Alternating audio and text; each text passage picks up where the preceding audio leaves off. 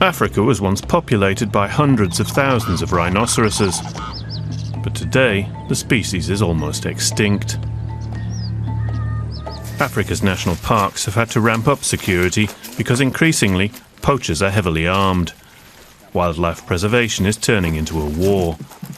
These rangers in South Africa's Kruger National Park don't want to be recognised out of concern for their family's safety.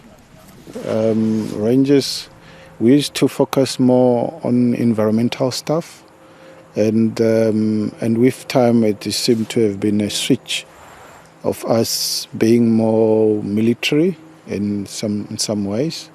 Like you can see, I'm carrying a rifle. When rangers manage to arrest poachers out hunting rhinos, they're sent to court.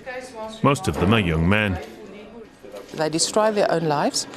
I mean, they get to go home after 10 or 20 or 30 years, leaving the family devastated with absolutely no income, because to the best of our knowledge, the crime bosses don't worry about the family.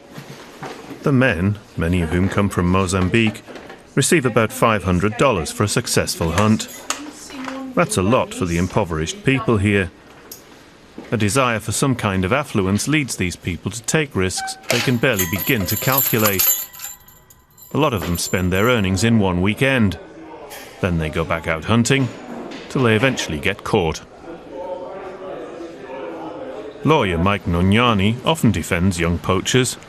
Around 400 of them are tried in the court every year. The syndicates or the dealers, they can approach anyone. Looking at their educational background and their reasoning capacity, they tell them there's a lot of money. They don't tell them about the risk involved. So I would say they're victims as such. The real profits are made by the ivory smugglers, and Africa's wildlife is rapidly disappearing. If the killing continues, there'll be no more wild elephants and rhinoceroses left there by the middle of this century.